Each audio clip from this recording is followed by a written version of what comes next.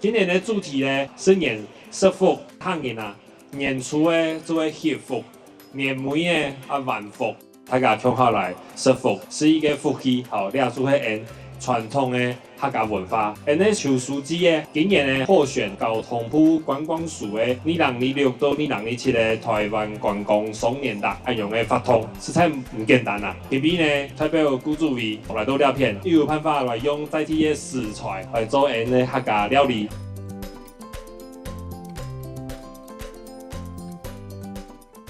风沙多，梦定夜夜爱情悲伤来冒亮情感。